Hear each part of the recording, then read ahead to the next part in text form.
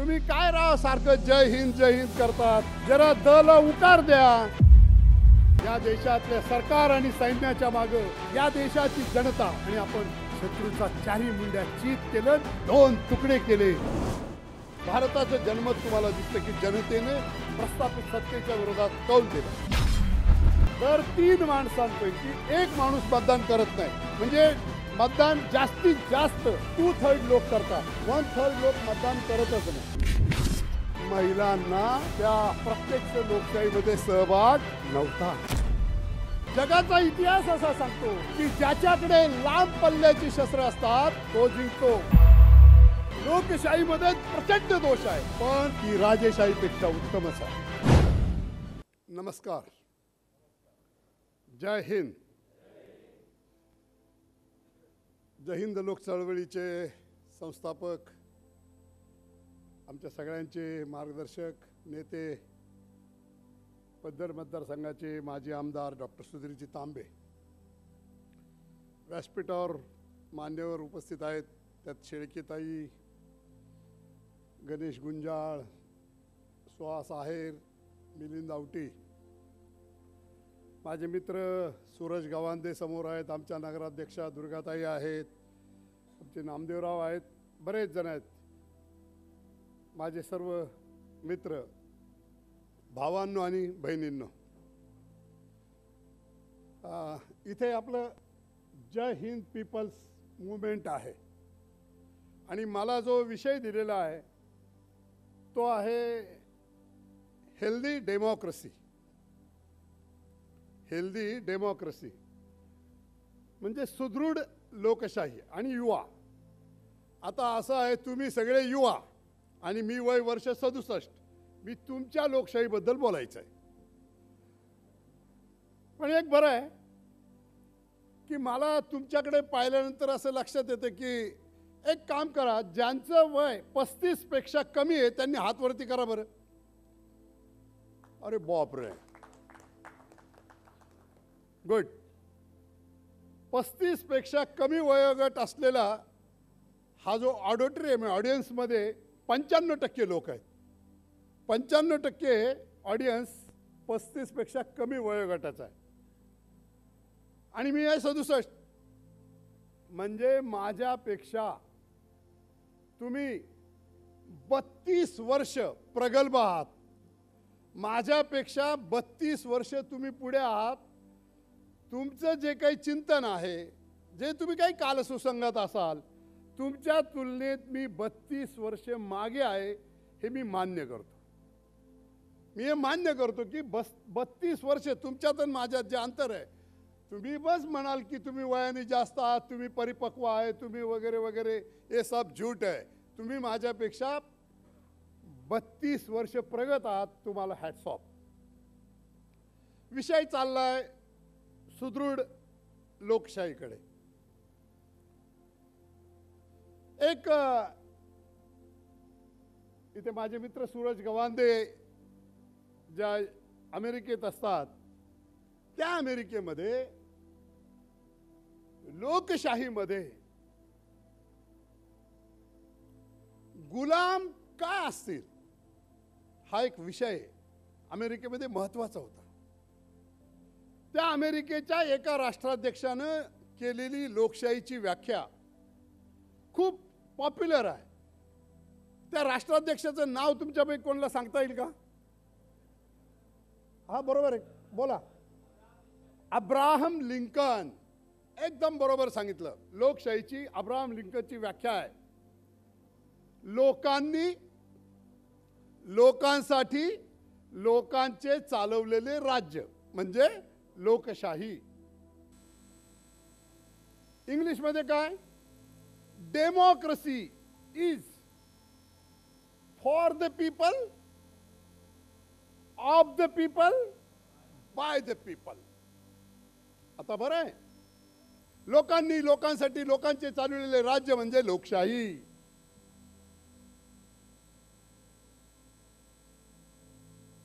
थोडं याच शब्दांवर आपण बघू. ही अब्राहम लिंकनची व्याख्या आहे. Democracy is for the people, by the people, of the people. माझ्या एका मित्राने मला लोकशाहीची सांगितलेली जी व्याख्या आहे ती अशी आहे, democracy is for the people, FAR, for the people, by the people, BUY, by the people, आणि of the people, OFF, of the people. एकच व्याख्या आहे. दोन्ही व्याख्या खऱ्या आहेत. दोन्ही व्याख्या खऱ्या आहेत. भारताला स्वातंत्र्य मिळालं 1947 साली. भारतीय राष्ट्रीय काँग्रेस पक्षाचे सत्ता 1951-52च्या निवडणुकीमध्ये जनतेने पहिल्या निवडणुकीतून काँग्रेस पक्षाच्या ताब्यात दिली. तेव्हापासून आजपर्यंत भारतामध्ये 17 लोकसभेच्या निवडणुका झाल्या. भारतीय लोक अडाणी आहेत असं त्यावेळी चर्चिल म्हणाले होते. ज्या देशानं जगाला लोकशाही दिली असा देशाचा दावा आहे तो देश आहे इंग्लंड. त्यांचं असं म्हणणं आहे की आमच्याकडे मॅग्ना कार्टा झाला, रणभीडच्या मैदानावर राजा जॉनला आम्ही मॅग्ना कार्टाच्या सनदेवर सही करायला भाग पाडलं, राजाला झुकवलं आणि जनतेची सत्ता आणली. त्या इंग्लंडचा दावा आहे की आम्ही पीपल्स ऑफ राईट्स आणलेत. त्याच इंग्लंडचा दावा आहे की लोकांच्या हातात सत्ता. हे सगळं बरोबर आहे. 1000 वर्षाचा इंग्लंडच्या लोकशाहीचा इतिहास आहे. पण हाच खरा लोकशाहीचा इतिहास आहे का? त्या अगोदर सुद्धा जगात लोकशाही होती. अथेन्स ग्रीक नगर राज्य, तिथेही लोकशाही होती. या अथेन्समध्ये त्या नगर राज्यातले लोक सगळे एकत्र यायचे आणि एकत्र येऊन राज्य कसं चालवायचं याचा विचार करायचे. ती लोकशाही होती, ती प्रत्यक्ष लोकशाही होती. ती कोणती लोकशाही होती? प्रत्यक्ष लोकशाही होती. आपल्याला वाटतं वा किती चांगली लोकशाही आहे, किती सुंदर असं प्रकारचे सगळे गावातले लोक एकत्र येणार आणि गाव कसं चालवायचं ते ठरवणार. पण ती सुद्धा पूर्ण लोकशाही नव्हती. त्या अथेन्समध्ये जे गुलाम होते त्यांना तिथे बोलायला परवानगी नव्हती. त्या अथेन्समध्ये मी ज्या नगरपालिकेचा नगरसेवक होतो त्या नगरपालिकेच्या नगराध्यक्षा दुर्गाताई तांबे लोकातून निवडून आल्या होत्या. महिला जनरल जागेवर निवडून आल्या होत्या, म्हणजे ओपन जागेत. पण अथेन्समध्ये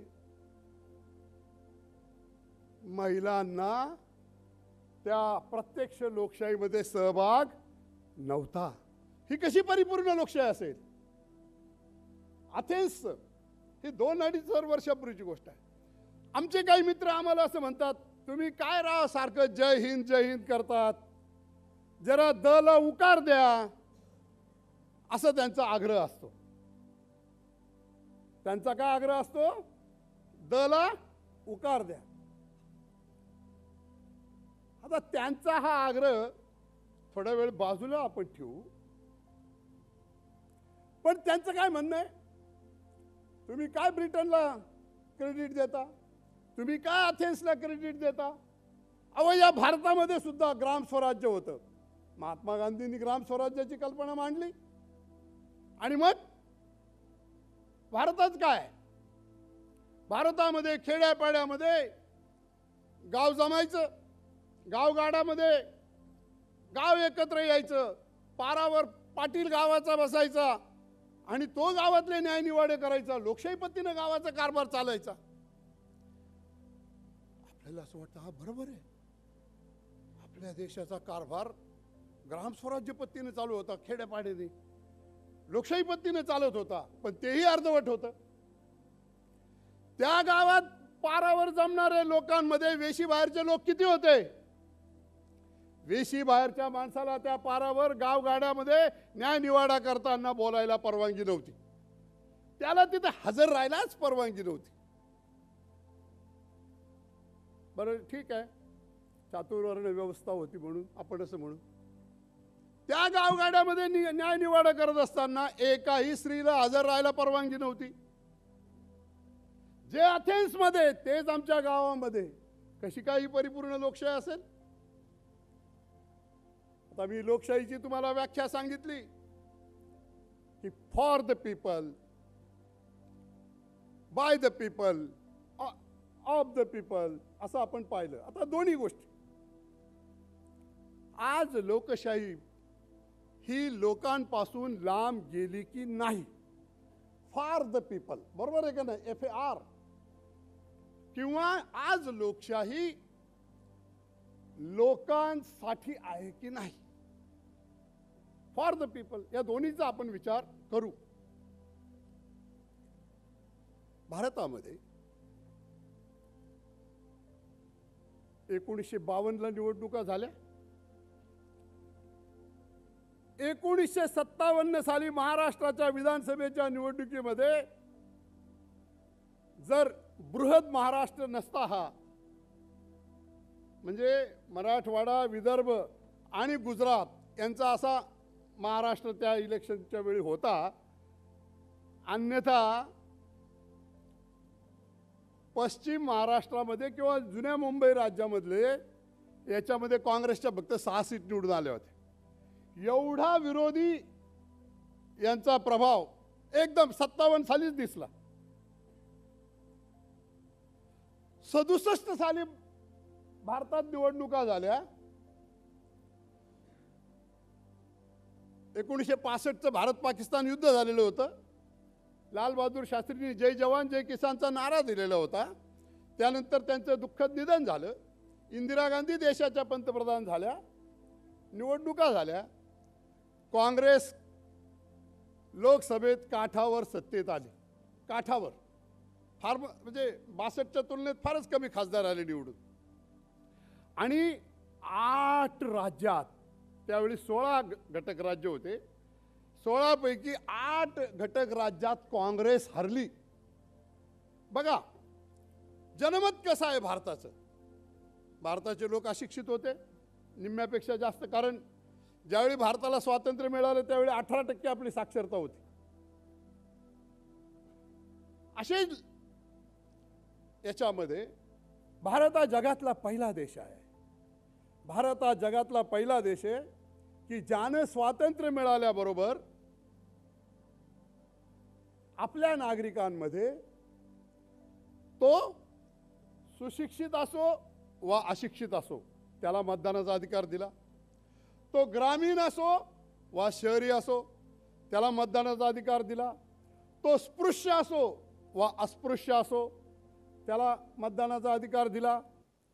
तो शहरी असो किंवा ग्रामीण असो त्याला मतदानाचा अधिकार दिला. ती स्त्री असो किंवा पुरुष असो. म्हणजे भारतामध्ये जात धर्म भाषा प्रांत वंश लिंग याच्यावर भेदभाव न करता देशातल्या प्रौढ नागरिकास एकदम पहिल्याच वेळी मतदानाचा अधिकार देणारा जगातला पहिला देश आहे. आणि याचा आपल्याला अभिमान वाटला पाहिजे. आणि चर्चिल म्हणाला होता की या देशातले नागरिक सुदृढ नाही आहेत. या देशातल्या लोकांना हा देश चालवता येणार नाही आहे. म्हणून आम्ही तुमची स्वातंत्र्याची मागणी मान्य करायला मागे पुढे करतो आहे. अशा भारतानं आपण जगातली यशस्वी लोकशाही आहे हे सिद्ध केलं. हे सुद्धा मी इथे अभिमानाने सांगतो. पण आपल्या प्लस बाजू बरोबर आपल्या मायनस बाजू सुद्धा आपल्याला माहिती पाहिजे. आपण स्वतंत्र भारताचं जे काही वाटचाल झालेली आहे त्या सगळ्या वाटचालीमध्ये कसं आहे आपला देश, भारताचं संविधान जे आहे, आम्ही भारताचे लोक, भारताचे एक सार्वभौम समाजवादी धर्मनिरपेक्ष लोकशाही गणराज्य घडवण्याचा, असं आपण त्या संविधानाच्या याच्यात म्हटलेलं आहे. त्याच्यात आणखी कशाचं आपण केलं? स्वातंत्र्य, समता आणि बंधुता, सामाजिक आर्थिक राजनैतिक न्याय आणि श्रद्धा आणि उपासना यांचे स्वातंत्र्य. ह्या सगळ्या गोष्टी याच्यामध्ये आपण विचार करत असताना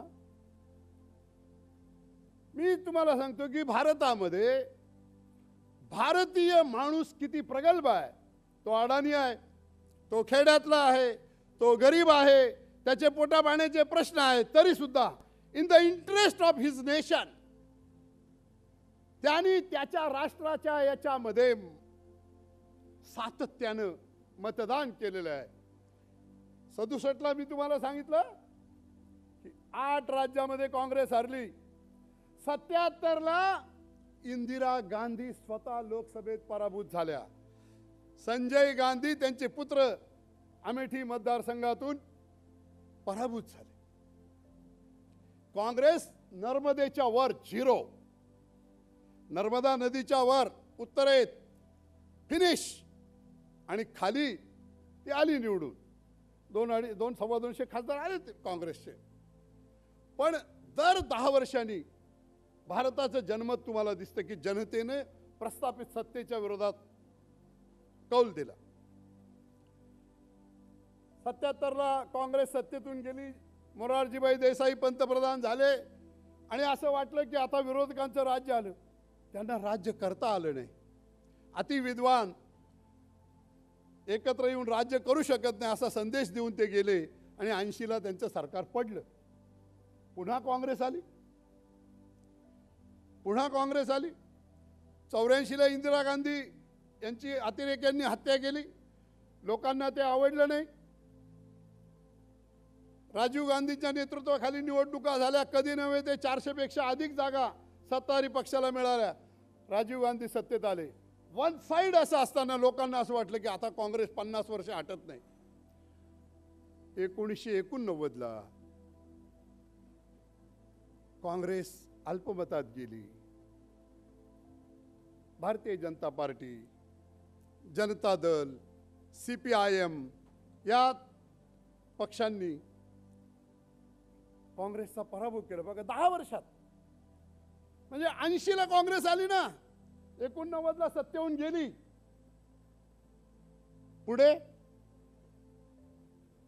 89 नंतर या देशामध्ये संक्रमण पर्व सुरू झालं. कोणत्याही पक्षाला बहुमत नाही असं हे होत गेलं. पण दर 10 वर्षांनी भारतीय जनमानस हे आपली परिपक्वता दाखवत आलेले आहे. याचा अर्थ असाही समजायचं, कारण आताही 2014ला भारतीय जनमानसने काँग्रेसच्या ऐवजी भारतीय जनता पार्टीच्या हातात एकमुखी सत्ता दिली. 30 वर्ष 1989 ते 14 कोणालाच बहुमत नव्हतं. आणि पुढे मग आता 10 वर्ष झालेत भारतीय जनता पार्टीची सत्ता आहे. दर 10 वर्षांनी बदल होत असतो. असं काही समजू नका की मी म्हणतो म्हणून होईल. आशा करू की जनतेच्या मताचं प्रतिबिंब 24 साली दिसेल. पण याच देशामध्ये सुदृढ लोकशाही पाहिजे असेल ना, तर खरंच सुदृढ लोकशाही आहे. ज्या देशातल्या लोकसभेमध्ये 547 खासदार आहेत, त्या 547 खासदारपैकी 475 खासदार करोडपती आहेत. हे काय भारताचं प्रतिबिंब आहे? 475 खासदार करोडपती आहेत. हे भारताचं प्रतिबिंब नाही. भारतीय गरीब माणसाचं प्रतिबिंब नाही. भारतामध्ये आज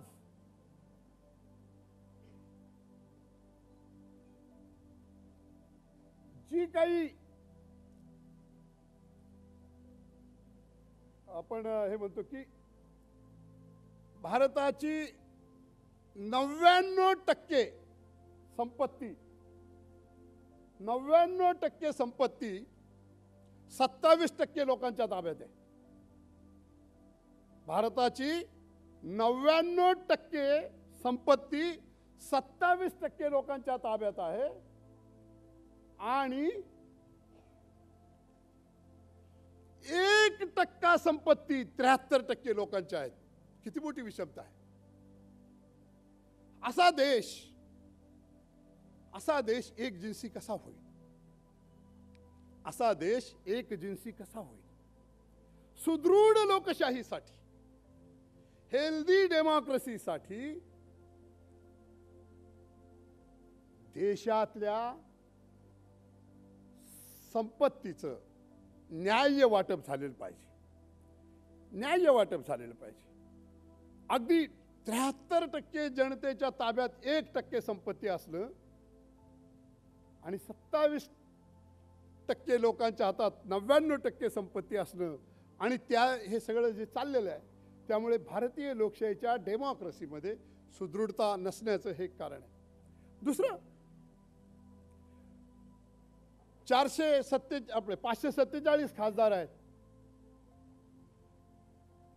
547 खासदारामध्ये किती महिला आहेत? 74-75 काहीतरी महिला आहेत यावेळी आलेले निवडून. तेवढे बी नाहीत वाटतं. आणि देशात 50% महिला असतील तर सर्वसाधारणपणे 250 महिला निवडून यायला पाहिजे.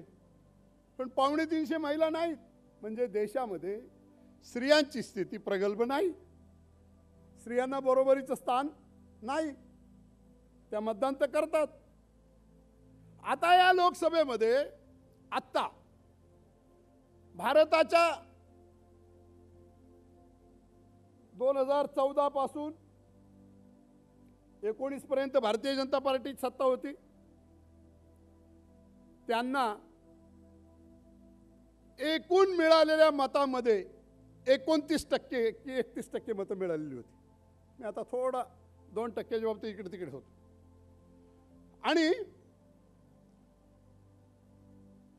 2019 मध्ये ते सत्तेत आले. त्यांना 37% मतं मिळाली.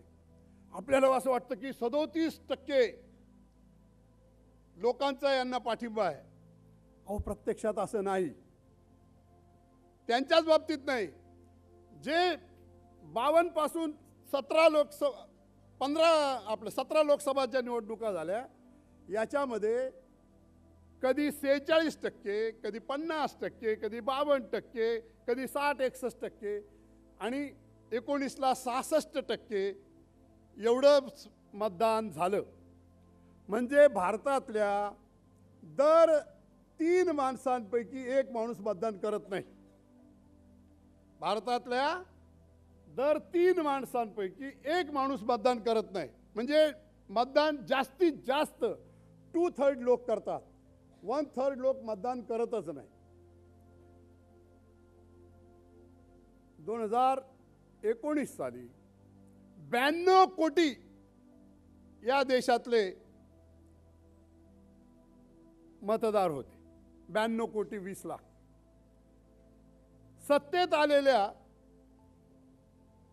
भारतीय जनता पार्टीला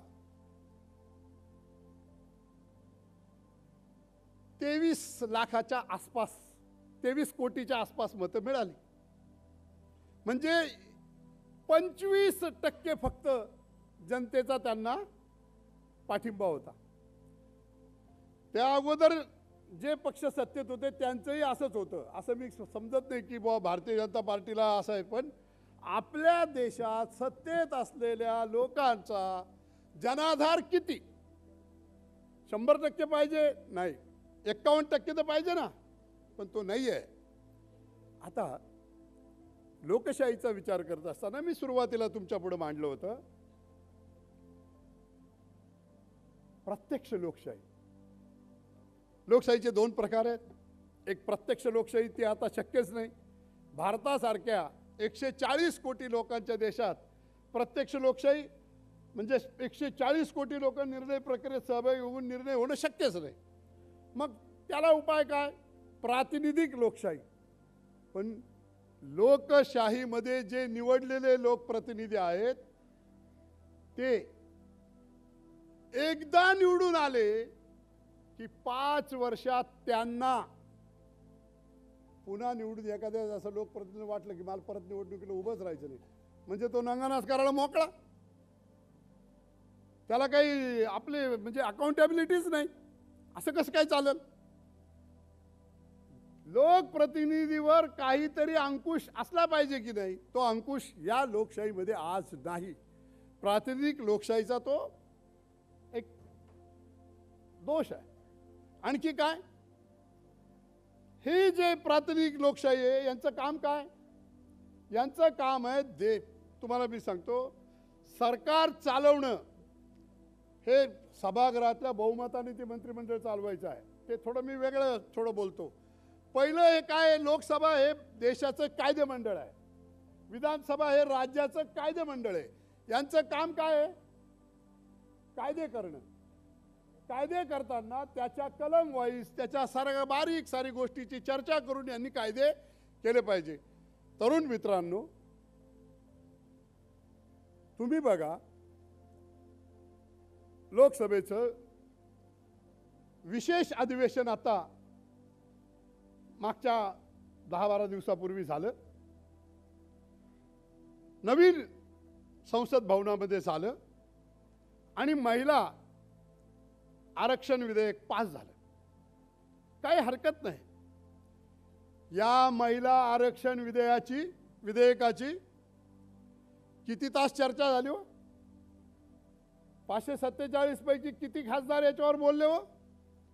आणि किती खासदारांनी त्याचा बारीक सारीक अभ्यास केला? जे कायदे करण्यासाठी निवडून गेलेले लोकप्रतिनिधी आहेत ते पक्षाच्या व्हीपची फक्त वाट पाहतात. माझा पक्ष या बाजूने मतदान करा म्हणतो, मी तिकडे मत द्यायला बांधील ना, मी कशाला डोकं लावू? असं जर असेल तर कायदे कसे होतील? 2 दिवसात कायदा मंजूर झाला. 2 दिवसात. काय? ज्या कायद्यामुळे पुढची शेकडो वर्ष देशाचं कारभार चालणार आहे, आपण असं अनेक वर्ष चाललं, ते कायदे तुम्ही किती अल्पकाळात चर्चा. कायदे कसे तयार व्हावेत, कायदे मंडळामध्ये सगळ्या प्रकारची चर्चा व्हावी, ही सुदृढ लोकशाहीसाठी गरज आहे ना. मला खूप बरं वाटलं की सत्यजित तांबे आमदार म्हणून विधान परिषदेमध्ये निवडून गेल्यानंतर ते काय भाषण करतात, कसं भाषण करतात, याच्याकडे माझं लक्ष होतं. का लक्ष होतं? कारण आम्ही निवडून दिलेला आमचा लोकप्रतिनिधी तिथे काम करण्यास पात्र आहे की नाही याची टेस्टिंग आम्हाला करायची होती ना. मी तुमच्या सगळ्यांच्या समोर सांगतो की सत्यजित तांबे आमच्या परीक्षेत पास झाले. कारण कायदे मंडळामध्ये आपल्या लोकप्रतिनिधी लोकांच्या प्रश्नावर हिरिरीने भाग घेऊन तिथं मतं मांडली पाहिजे. आणि तुम्ही ज्या जनतेचे प्रतिनिधी आहेत त्याचं प्रतिबिंब तुमच्या ह्याच्यात दिसलं पाहिजे. ते त्याच्यात दिसलं. लोकसभेत मला ते दिसत नाही, विधानसभेत ते दिसत नाही. त्यांच्या मारामाऱ्या, त्यांची भांडणं, त्यांचं हे जनतेचे प्रश्न कुठे आहेत? तेव्हा सुदृढ लोकशाहीसाठी हे अत्यंत घातक आहे. आमचे डॉक्टर हे जरा असं सोबर उदार मतवादी व्यक्तिमत्व आहे. ते कधी आक्रमक वगैरे बोलत नाही, पण विधान परिषदेमध्ये त्यांनी खूप चांगल्या पद्धतीनं काम केलं. अशा या विधान परिषदेची आजची स्थिती अतिशय विदारक आहे बरं का. आजच्या विधान परिषदेची स्थिती अतिशय विदारक आहे. या विधान परिषदेची सभासद संख्या आहे 78. किती आहे? सभासद संख्या 78. याच्यामध्ये 1/3 सभासद विधानसभा निवडून देते, म्हणजे 26 सभासद. 26 सभासद हे जिल्हा परिषद आणि नगरपालिका महानगरपालिका यांचे सभासद निवडून देतात. झाले 52. 12 सभासद हे राज्यपाल नियुक्त असतात आणि 7 पदवीधर आमदार असतात, 7 शिक्षक आमदार असतात. अशी ही झाली 78 संख्या. आता तुम्हाला माहितीसाठी सांगतो, 78 पैकी 25 आमदार तिथे नाहीत. 53च आमदारांचं ते सभागृह आहे. आता मुळातच 78 कमी संख्या. अहो 53 म्हणजे मला तर शाळेत गेल्यावर आहे ना, मी शिक्षक म्हणून काम केलं आयुष्यभर. 53 म्हणजे एखाद्या वर्गात असं चाललं. इतकं सभागृहाची विटंबना. जनतेचं प्रतिबिंब जे असलेलं स्थानिक स्वराज्य संस्था, त्याचे प्रतिबिंबच तिथं नाही. असं कसं? आणि आज जे चालू आहे लोकसभेच्या याच्यामध्ये, विधानसभेच्या याच्यामध्ये सगळे अधिकार केंद्रीकरण. इथे महात्मा गांधींचा स्टॅच्यू आहे आणि गांधी आमचे आयडॉल आहेत. सत्तेच्या केंद्रीकरणाच्या विरोधात गांधींची भूमिका होती. सत्तेचं विकेंद्रीकरण केलं पाहिजे. सर्व अधिकार. आता काय चालू आहे? 1 नेशन 1 इलेक्शन, 1 नेशन अमकं तमकं, 1 नेशन तमकं तमकं. ह्या याच्यामध्ये केंद्र सरकार राज्यांचे अधिकार ताब्यात घेत आहे. राज्य सरकार जिल्हा परिषदांचे पंचायत समित्यांचे अधिकार ताब्यात घेत आहेत आणि सर्वसामान्य माणसाचे अधिकार इनडायरेक्ट पद्धतीने येतात. आता आम्ही ज्या म्युन्सिपाल्टीमध्ये नगरसेवक होतो त्याची मुदत डिसेंबर 21ला संपली. अशा महाराष्ट्रातल्या अनेक नगरपालिका जिल्हा परिषदा यांची मुदत संपलेली आहे. सरकार काही कारण सांगून या निवडणुका घेत नाहीये. हे काय हेल्दी लोकशाहीचं लक्षण आहे? पण सरकारला ते अधिकार स्वतःकडे पाहिजे. लोकप्रतिनिधी जे काही गावाचे असतील, नगराचे असतील, त्यांचे अधिकार खेचून घेऊन हे वापरतायत. ते सुदृढ लोकशाहीचं लक्षण नाही आहे. देशामध्ये आपण बघत असताना या घडामोडी बऱ्याचशा आपण पाहत असताना मी तुम्हाला सांगतो की देश कसा चालला पाहिजे. आता देशाच्या कायदेमंडळामध्ये देशाच्या लोकसंख्येचं प्रतिबिंब दिसलं पाहिजे की नाही? महाराष्ट्रामध्ये 29 ते 36% बरं का, महाराष्ट्राच्या लोकसंख्येमध्ये 29 ते 36% मराठा समाजाचं मतदान आहे किंवा मराठा समाज आहे. 2014 साली जी महाराष्ट्र विधानसभेची निवडणूक झाली त्याच्यामध्ये 169 आमदार मराठा समाजाचे किंवा कुणबी समाजाचे होते. आता मला सांगा, 36% मतदारांचे निम्म्यापेक्षा जास्त आमदार आणि उरलेल्या 64% किंवा 71% मतदारांचे निम्म्यापेक्षा कमी खासदार आमदार. हे चित्र आपलं विधानसभेचं जे आहे ते भारतीय किंवा महाराष्ट्राच्या जनतेचं प्रतिबिंब आहे का? तर हे प्रतिबिंब असू शकत नाही. म्हणजे जसं या निवडणुकीच्या टॅक्टिक्समध्ये लोकशाही वेठीस धरली गेली आणि मग बहुमताचंच राज्य अशा प्रकारची कल्पना चालू झाली. लोकसभेत काय चित्र आहे? भारतामध्ये सर्व जाती धर्मांचा आपण विचार केला तर 14%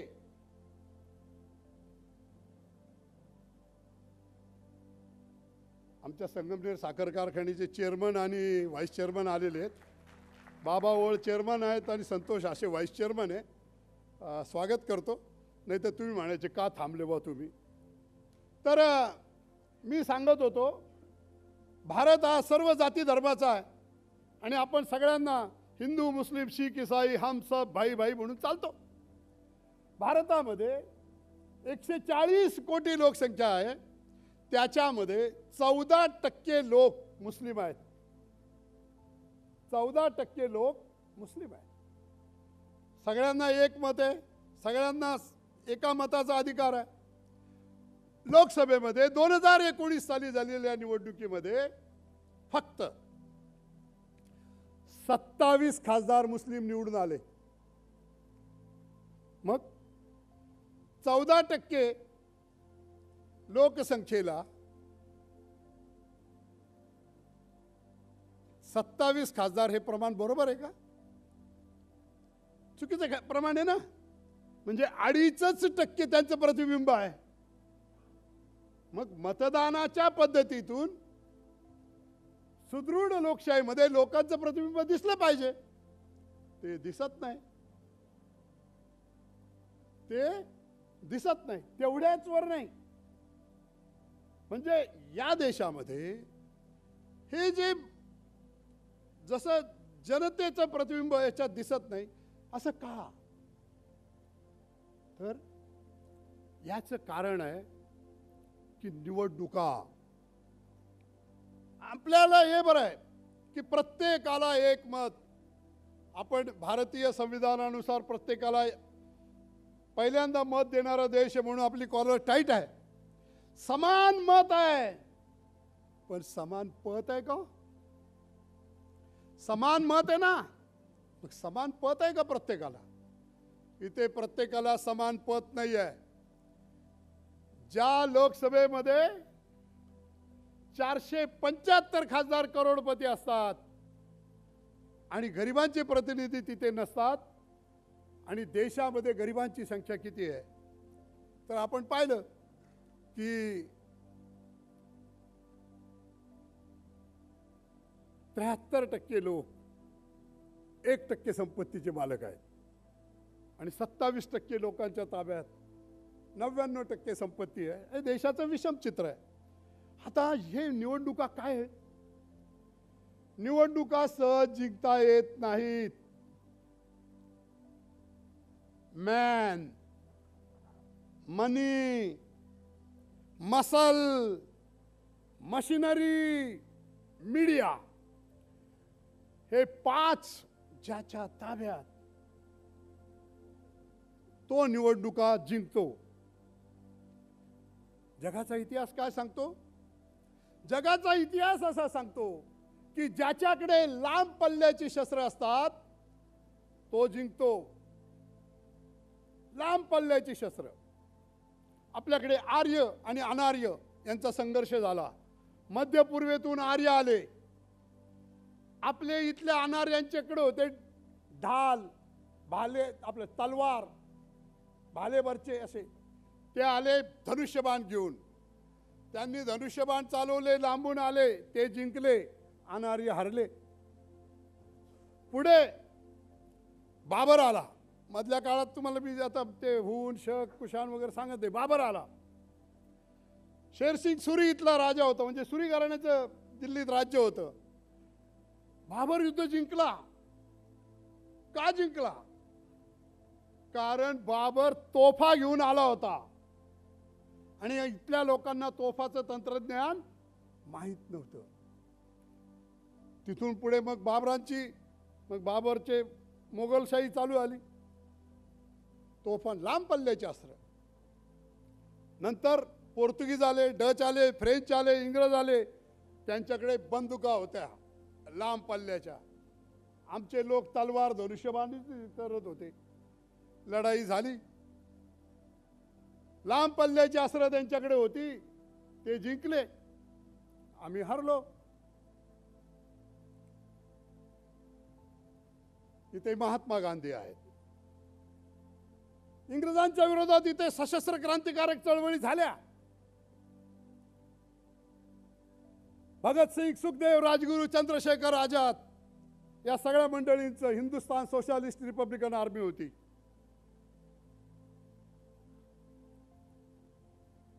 सावरकरांचं अभिनव भारत होतं, लाला हरदयाची गदर पार्टी होती, अनेक अनुशीलन समिती होती, पण ह्या सशस्त्र क्रांतिकारक चळवळीला यश आलं नाही.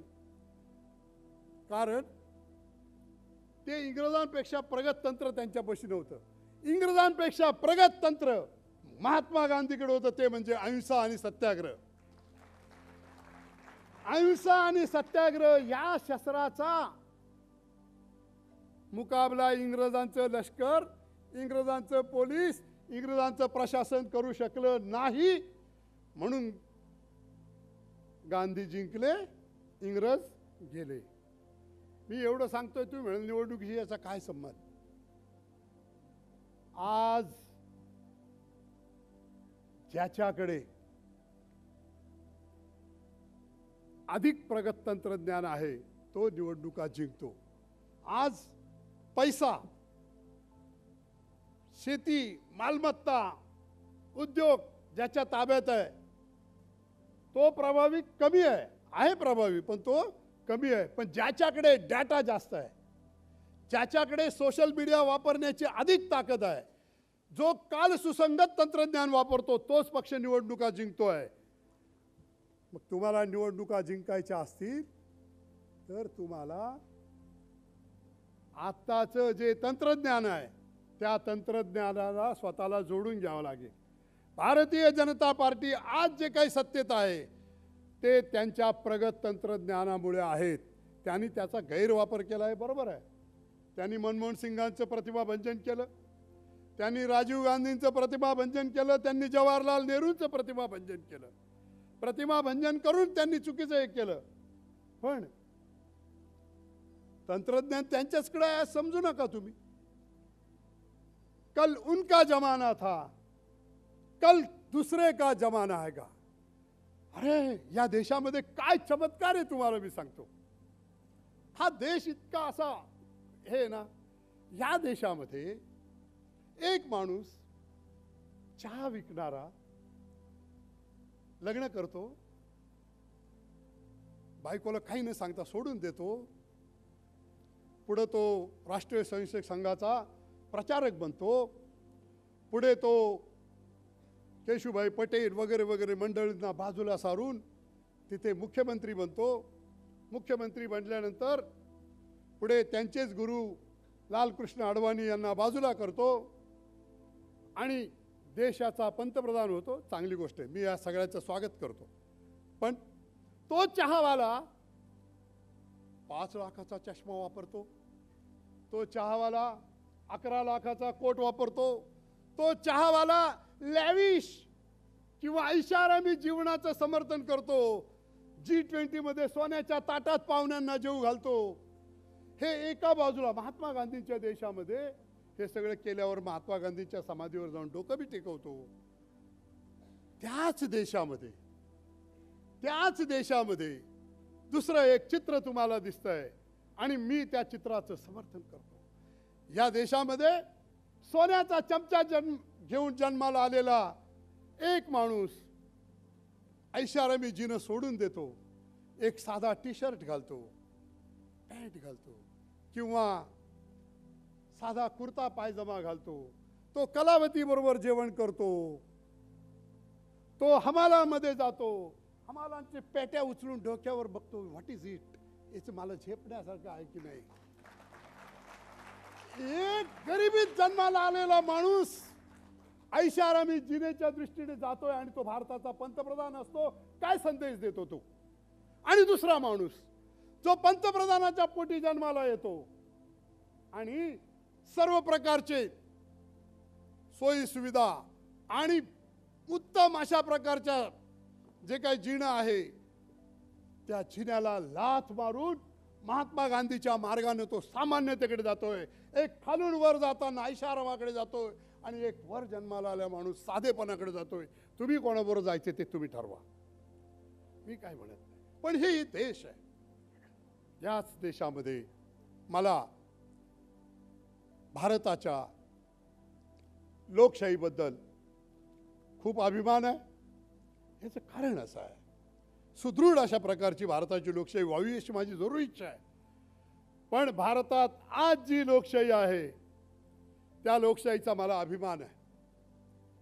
त्या लोकशाहीचा मला अभिमान आहे कारण मी या देशात इथल्या सरकारच्या विरोधात बोलू शकतो, इथल्या श्रीमंताच्या विरोधात बोलू शकतो, इथल्या माझ्यावर अन्याय झाला तर मी बोंबा मारू शकतो. हे माझ्या देशाच्या लोकशाहीनं आणि काँग्रेसच्या 1885 साली स्थापन झालेल्या चळवळीनं जी काही स्वातंत्र्य लढ्यामध्ये दिली ती ही लोकशाहीची देणगी आहे, बाबासाहेबांची ही देणगी आहे आणि त्या लोकशाहीचा मला अभिमान आहे. आणि तुम्हाला मी सांगतो लोकशाहीत अनंत दोष आहेत, लोकशाहीमध्ये प्रचंड दोष आहेत, पण तुम्हाला मी सांगतो ती राजेशाहीपेक्षा उत्तमच आहे. कारण राजाचा पोरगा राजा, त्याचा पोरगा राजा, पण त्याला कोण विचारणार? त्याला कोण? त्याला अंकुश नाही जनतेचा त्याच्यावर, ती निरंकुश सत्ता आहे. त्यामुळे राजेशाही जनतेचं कल्याण करू शकत नाही.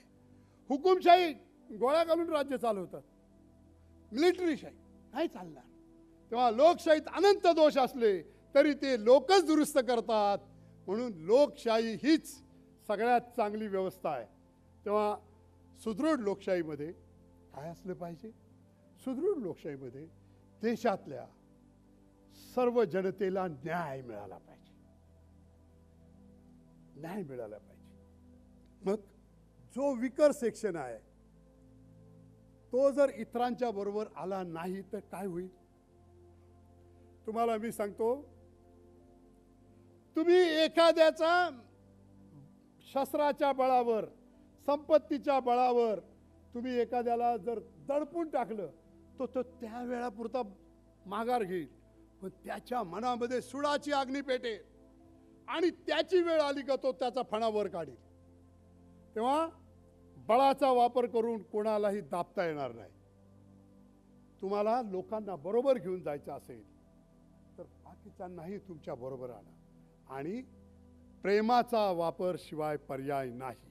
तुम्हाला द्वेष निवडायचा की प्रेम निवडायचं हे जर असेल तर हेल्दी डेमोक्रेसीसाठी प्रेमाला पर्याय नाही. मी पुष्कळ वेळ बोलू शकतो. मला संयोजकांनी सांगावं की आता मी प्रश्नोत्तर घेऊ का, की तुम्ही मला प्रश्न विचारा, मी तुमच्या प्रश्नांची उत्तरं देण्याचा प्रयत्न करीन. माझ्याकडे हां, यस सर.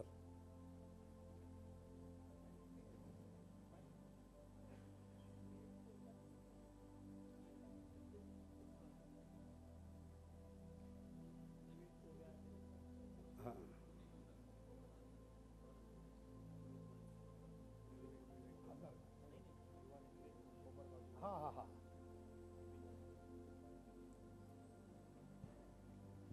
हॅलो. विवेक कोल्हे इथे येत आहेत, आले, त्यांचं मी मनापासून स्वागत करतो.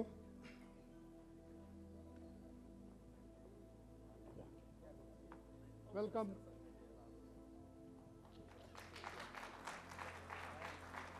संजीवनी सहकारी साखर कारखान्याचे आणि अहमदनगर जिल्ह्यातलं युवा नेतृत्व आहे, आगामी आशा आहे. हां सर, बोला. सर नमस्कार, मी अनिल चव्हाण, माझा जिल्हा यवतमाळ. सुदृढ लोकशाही या विषयाला न्याय देताना आपण म्हटलं की या देशातले 1/3 लोक मतदान करत नाही. तर या लोकांनी सुदृढ लोकशाही व्हावी यासाठी मतदान करण्यासाठी आपण आजच्या विचार मंचावरून कोणती सूचना कराल जेणेकरून आपल्या या ठिकाणी आपल्या विधान परिषदेचे सन्माननीय दादा आपल्या विचाराने प्रेरित होऊन इम्प्लिमेंटसुद्धा त्या ठिकाणी करू शकतील?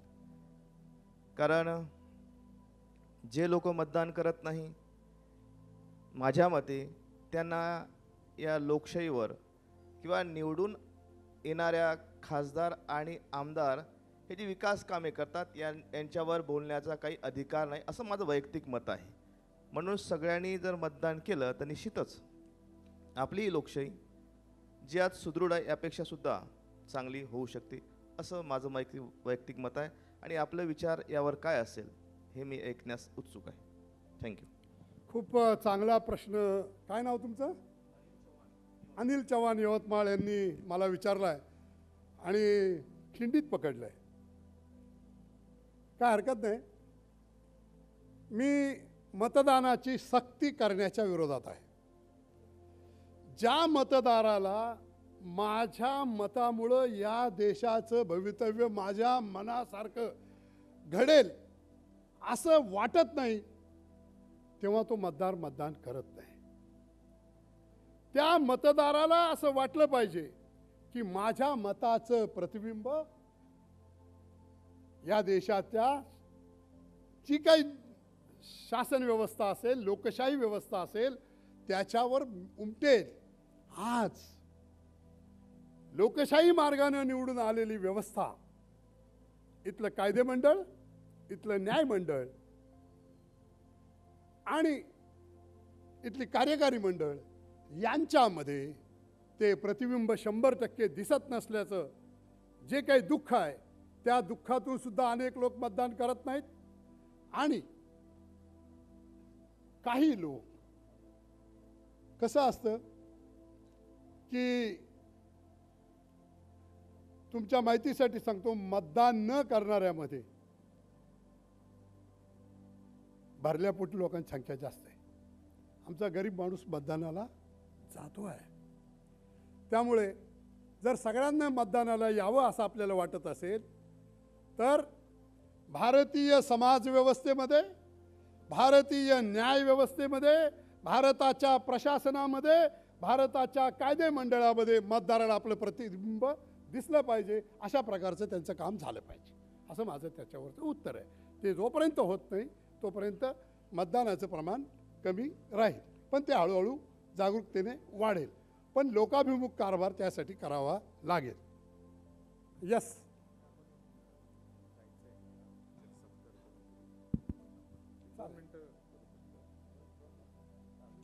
हां, तर एक सत्कार इथं करायचा आहे, तर मी मध्ये पॉज घेतो. विवेक कोल्हे आपल्यामध्ये आलेले आहेत. ते संजीवनी कारखान्याचे चेअरमन आहे. नगर जिल्ह्यातलं एक चांगलं उभरतं युवक नेतृत्व आहे. आणि नाही, छोटा भाऊच आहे आमचा. मित्र तर आहेच, परंतु छोटा भाऊ पण आहे. आणि आज ते आपल्यामध्ये आले, तर मी त्याचं जय हिंदतर्फे एकदा सत्कार करतो, कारण त्यांना पुढच्या कार्यक्रमाला जायचं आहे.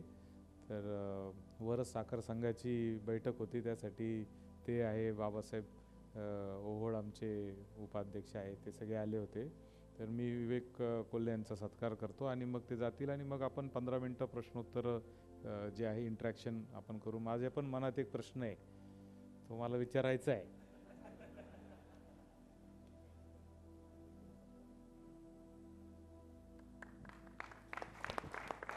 विवेकदादा कोल्हे यांचा सत्कार आमदार सत्यजितदादा तांबे या ठिकाणी करतायत. त्यांनी सुद्धा वेळातला वेळ काढून या आदरणीय डॉक्टर सुधीर तांबे साहेब सुद्धा या सत्कारामध्ये या ठिकाणी उपस्थित आहेत.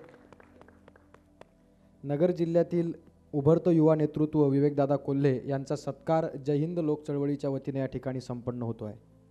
सर्वांनी जोरदार टाळ्यांच्या गजरात त्यांचं आपण स्वागत करूया. धन्यवाद.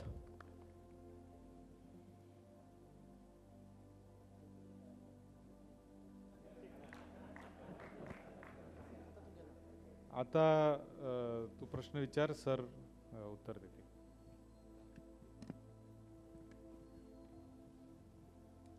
सर, माझं नाव रविराज खाडे. मी पुण्यातून आलो आहे, MIT स्कूल ऑफ गव्हर्नमेंट. तुम्ही सदृढ लोकशाहीवर बोलला. सदृढ लोकशाही विविध टप्प्यावर अस्वस्थ कशी होते, आजारी कशी पडते, ही पण तुम्ही विविध प्रश्नांच्या माध्यमातून सांगितलं. तर सदृढ लोकशाहीची आरोग्य तपासणी कशी झाली पाहिजे, तुम्ही कसं सांगता?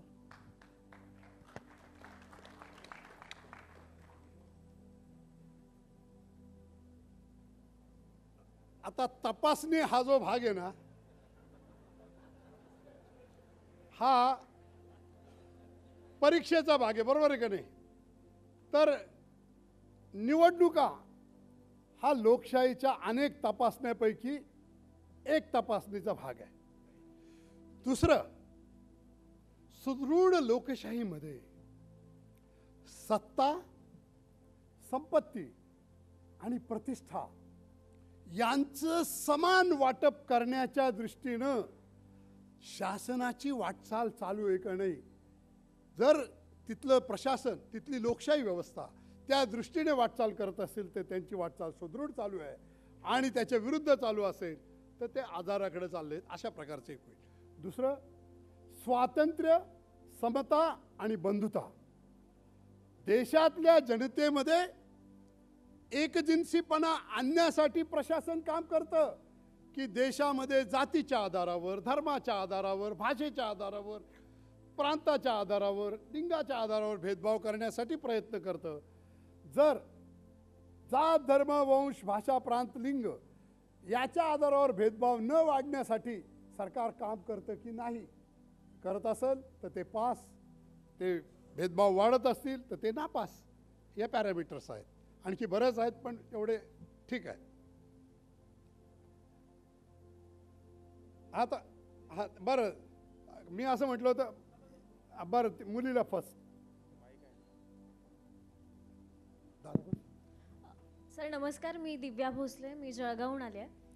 माझा प्रश्न तुम्हाला असा आहे की आमच्यासारख्या युवकांना ना आत्ता सध्या परिस्थितीमध्ये जर प्रश्न दाखवला जातो किंवा जे काय आपल्याला दाखवलं जातं आहे की हिंदुत्व नेमकं आम्ही कोणतं मानायचं, की जे पुराणात दिलेलं आहे ते हिंदुत्व आहे की जे आम्हाला दाखवलं जातं आहे ते हिंदुत्व आहे. नेमकी हिंदुत्वाची व्याख्या तरी काय आहे, की हिंदू राष्ट्र म्हटलं जातं, भारताला हिंदू राष्ट्र करायचं आहे, नेमकं हिंदुत्वाची व्याख्या काय, हा माझा पहिला प्रश्न आपल्याला आहे. आणि त्यालाच लागून माझा दुसरा प्रश्न आपल्याला आहे की जर लोकशाहीवर आपण आता गेल्या अर्ध्या तासापासून चर्चा करतो, तर लोकशाही जर टिकवायची असेल तर संविधान टिकणं फार महत्त्वाचं आहे, आणि ते टिकवण्यासाठी आमच्या युवकांची भूमिका त्यामध्ये काय असली पाहिजे यावर आपण मार्गदर्शन करावं. धन्यवाद. थँक्यू. तू बसलं तर बरं होईल.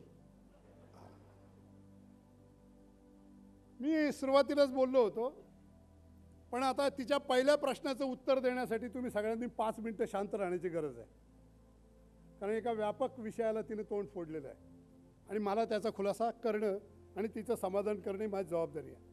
मी इथं बोलताना ताई असं म्हणालो होतो की इथे जय हिंद आहे, जय हिंद आहे, तिथं दला उकार का नाही दिला असं विचारणारे लोक आहेत. हा प्रश्न नेताजी सुभाषचंद्र बोसनं विचारला होता की तुम्ही जय हिंद ऐवजी जय हिंदू का नाही. त्यांनी सांगितलं हा देश, हिंद म्हणजे हा देश, मला कोणताही धर्म अपेक्षित नाही, तर मला हा देश अपेक्षित आहे, तर जय हिंद याच्यामध्ये हे आहे. आता तू जो प्रश्न विचारलेला हिंदुत्व, हिंदू हा एक जरी धर्म असला तरी हिंदू धर्म आणि इतर धर्म याच्यामध्ये थोडा फरक आहे. तुम्ही इस्लाममध्ये जाल तर इस्लामचा एकच ग्रंथ आहे कुराण, इस्लामचा एकच संस्थापक आहे, एकच प्रेषित आहे हजरत मोहम्मद पैगंबर. इस्लामचे 5 नियम आहेत, ते नियम प्रत्येक इस्लामच्या पाबंद्याला बंधनकारक आहेत. ते म्हणजे त्यांनी दररोज नमाज पढली पाहिजे, त्यांनी कलमा पढली म्हणजे कलमा म्हटली पाहिजे, ला इलाहा इल्लल्लाह मुहम्मदुर रसूलुल्लाह, ईश्वर एकच असून मोहम्मद त्याचे प्रेषित आहे, त्याला मान्य पाहिजे, म्हणजे त्यांनी नमाज पढला पाहिजे, त्यांनी कलमा मान्य केलं पाहिजे, त्यांनी निर्जळी उपवास केले पाहिजे म्हणजे रोजा केला पाहिजे, त्यांनी त्याच्या उत्पन्नाच्या 2.5% जकात दिलं पाहिजे, आणि त्यांनी आयुष्यात एकदा तरी हज यात्रा केलं पाहिजे. हे 5 नियम ज्याला मान्य आहेत तो मुस्लिम आहे. असे नियम हिंदूंना काही नाही आहेत. तुम्ही ख्रिश्चन धर्माचं घ्या, प्रेषित येशू आहे, बायबल त्यांचा ग्रंथ आहे, आणि मग त्यांची एक विशिष्ट अशी प्रार्थना पद्धती आहे. असं पारंपरिक धर्माचं पॅरामीटर हिंदू धर्माचं नाही. हिंदूमध्ये 33 कोटी देव मानणारे लोक आहेत. हिंदूमध्ये चारवाक सारखा हिंदू ऋषी आहे तो निरीश्वरवादी आहे. हिंदूमध्ये वेद मानणारे लोक आहेत, हिंदूमध्ये वेद नाकारणारे लोक आहेत. हिंदूमध्ये शैव आहेत, हिंदूमध्ये वैष्णव आहेत. हिंदूमध्ये शाकाहार हाच फक्त आहार आहे असं मानणारे लोक आहेत. हिंदूमध्ये मांसाहारही करणारे लोक आहेत. हिंदूमध्ये एकाच प्रकारची उपासना पद्धती नाही. हिंदू अनेक प्रकारचे आहेत. जे वेद मानणारे त्याच्यामध्ये सुद्धा द्विवेदी, त्रिवेदी, चतुर्वेदी आहेत. एक पाठी, द्विपाठी, त्रिपाठी, चौपाठी आहेत. तेव्हा हिंदू असा एका पॅरामीटरमध्ये बसलेले नाही. इथे सनातन धर्म पाळणारे लोक सुद्धा स्वतःला हिंदू समजतात आणि इथे ब्राह्मो समाजाचे राजा राम मोहन राय जे आहेत की ज्यानं स्त्रीच्या सतीच्या चालीच्या प्रथेला विरोध केला आणि कायदा करून घेतला. इथे आर्य समाजाचे दयानंद सरस्वती आहेत ज्यांनी सुधारणांचा आग्रह धरला. इथे सावित्रीबाई, महात्मा ज्योतिराव फुले यांनी स्त्री शिक्षणाचा आग्रह धरला, दलितांच्या शिक्षणाचा आग्रह धरला आणि स्त्रीच्या केशवपनाच्या विरोधामध्ये लढा दिला. हे सुधारक सुद्धा हिंदू आहेत. इथे तुकाराम, नामदेव, ज्ञानेश्वर यासारखे वारकरी जे संसारातून परमार्थ करणारे आहेत आणि इथेच सर्व संघ परित्याग करून देवपूजा किंवा मुक्ती पाहण्यासाठी करणारे लोक आहेत. तेव्हा हिंदू एका पॅरामीटरमध्ये बांधणार नाही. त्यामुळे हिंदुत्व ही संकल्पना जे लोक घेत आहेत ते राजकारणासाठी वापरायचं एक वेपन अस्त्र आहे. बाकी हिंदू तेच नाही आहे. मग हिंदू कोण? हिंदू कोण त्याची काही व्याख्या आहे की नाही? हिंदू तो ज्याचं जन्मानंतर काही वर्षांनी किंवा काही महिन्यात कर्णछेद केला जातो. कर्णछेद ही हिंदूंची एक खूण आहे. ते पण हिंदूंना सनातनी जसे हिंदू असतात तसे सुधारकही हिंदू असतात. हिंदू म्हणजे माणसांच्या स्वभावांचं प्रतिनिधित्व. हिंदू म्हणजे भारताचं हे मुळात एक तुम्हाला मी सांगतो की जे लोक इंडिया या नावाला विरोध करतात त्यांना हे माहीत नाही की पार अगदी अलेक्झांडर सिकंदरच्या काळात सुद्धा इंडियाचा उल्लेख आहे आणि इंडस ही आपली सिंधू नदी आहे आणि भारताची मूळ संस्कृती ही सिंधू संस्कृती आहे जी अनार्यांची संस्कृती आहे. तिच्यात ते मग मध्यपूर्वेतून आर्य आले ते सगळे आणि मग या याच्यामध्ये सिंधू नदीचं इंग्लिशमधलं नाव आहे इंडस. इंडस आणि त्या इंडसपासून इंदू हिंदू हा शब्द तयार झालेला आहे. त्यामुळे हिंदू धर्म हा सर्वसमावेशक आहे. तो कोणत्याही एका पॅरामीटरमध्ये बांधता येणार नाही. त्यामुळे त्या धर्माचा मतांसाठी वापर करून राजकारणाचं तुम्हाला सोपान चढता येईल पण मग स्त्रियांना समान अधिकार देणं हिंदू धर्माला मान्य आहे की नाही त्यांनी सांगितलं पाहिजे. स्त्रियांच्या बरोबरच चातुर्वर्ण त्यांना मान्य आहे का नाही त्यांनी सांगितलं पाहिजे. हे अशा अनेक गोष्टी आहेत. स्वातंत्र्य, समता आणि बंधुता, सामाजिक, आर्थिक, राजनैतिक न्याय हिंदूंना मान्य आहे असं आमचं म्हणणं आहे. त्या हिंदुत्ववाद्यांना ते मान्य आहे की नाही ते स्पष्ट करत नाही. किंवा हिंदुत्व ही व्यापक कल्पना आहे. त्यामुळे ती आणि हिंदू धर्म ही कोणाची मालकी नाही. त्याच्यात एकेश्वरवादी आहेत, अनेकेश्वरवादी आहेत. त्यात दहन केलं जातं, दफन केलं जातं, अनेक प्रकार आहेत. कोणी आता तो इतका मोठा विषय आहे तर मला असं वाटतं की तुझ्या पहिल्या प्रश्नाचं उत्तर मी दिलेलं आहे. तुझा दुसरा प्रश्न मी जरा विसरलो, तू परत विचार.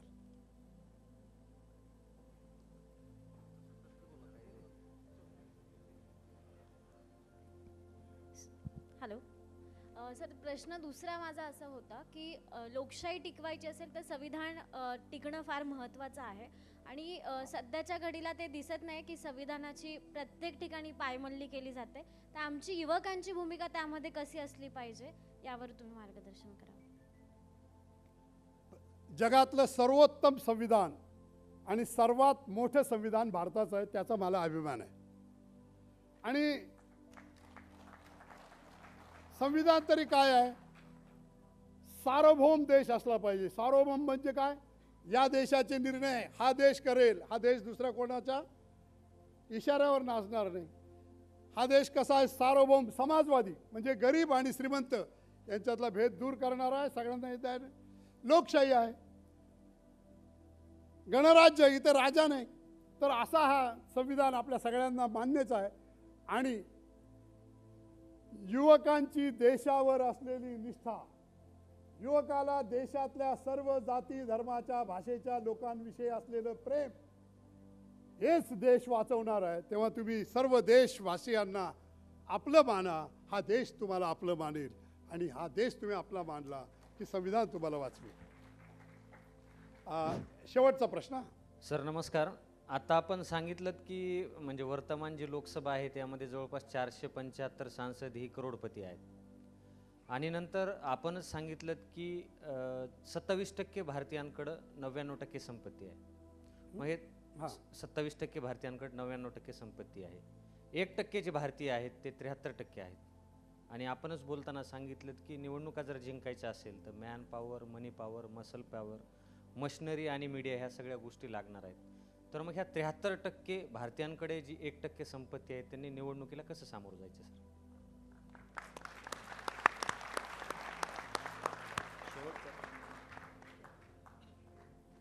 हे बघा, तुम्हाला मी सांगतो, वस्तुस्थिती मी तुमच्या पुढे मांडलेली आहे.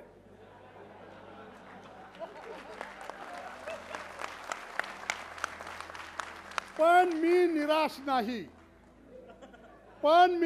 नाही. महात्मा गांधी सारखा माणूस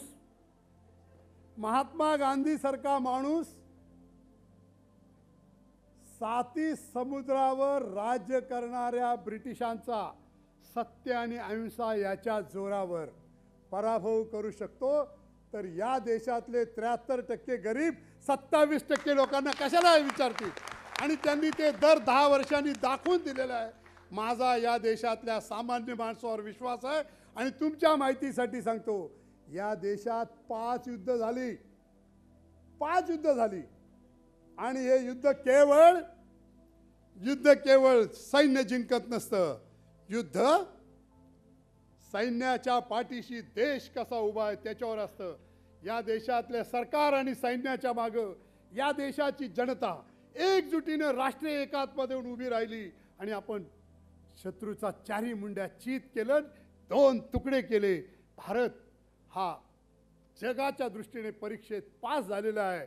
प्रश्न कधीच संपणार नाहीत. जुने प्रश्न संपतील, नवे प्रश्न निर्माण होतील. ते सोडवण्यासाठी आपल्याला लढायचं आहे. ते लढत राहा. तुम्हीच माझा विश्वास आहात, तुम्हीच माझा श्वास आहात, तुम्हीच माझा आधार आहात. जय हिंद, जय भारत.